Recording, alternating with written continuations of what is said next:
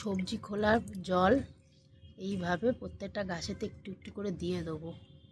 এক সপ্তাহ অন্তর অন্তর এভাবে দিই, সেই জন্য এত সুন্দর টমেটো বা অন্যান্য ফুল খুব ভালোভাবে হয়।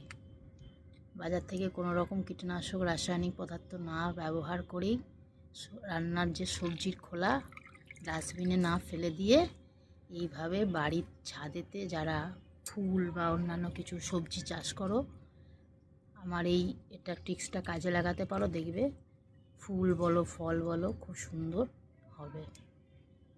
আমার হাজব্যান্ড দিয়ে দেবে প্রত্যেকটা গাছেতে এই জলটা, এইভাবে নিংড়ে নিতে হবে, তারপরে একটু একটু মগে করে দিয়ে দেবো। রোজ দিলে কিন্তু গাছের গোড়া আবার জ্বলে যাবে, সেটা মাথায় রাখতে হবে। অল্প পরিমাণে একটু গোবরও দিয়ে দিচ্ছি এর মধ্যে, গরুর গোবর এই সার জলটার মধ্যে, সবজির খোলা পচানি জলের মধ্যে।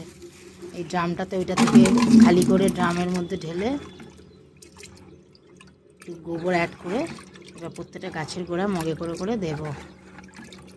এই দেখো এত সবজির খোলা দেয়া ছিল, কয়েক মাস ধরে দেয়া ছিল, আজকে পুরো এবারে নিংড়ে ড্রামেতে ঢালা হলো।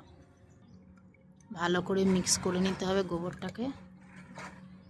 আর তোমাদের যদি আমার এই ভিডিওটা কাজে লেগে থাকে, উপকার লেগে থাকে, তো অবশ্যই আমার চ্যানেলটি সাবস্ক্রাইব করে আমার বন্ধু হয়ে থাকবে এবং অবশ্যই ভিডিওটা দেখবে এবং লাইক করে দেবে।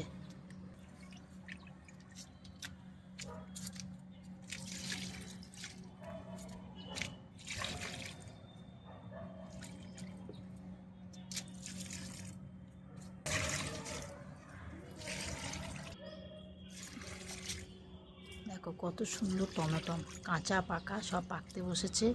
আর আমি আজকেই তুলেছি, কালকে রান্নার জন্য তুলে নিয়েছি। দেখো লাল টুকটুকে একদম।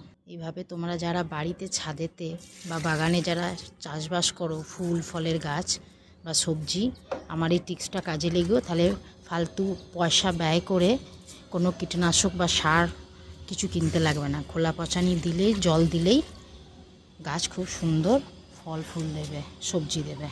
ধন্যবাদ, টাটা, সকলে ভালো থাকবেন। আশা করি আমার এই ভিডিওটি তোমাদের খুব কাজে লাগবে। Thank you.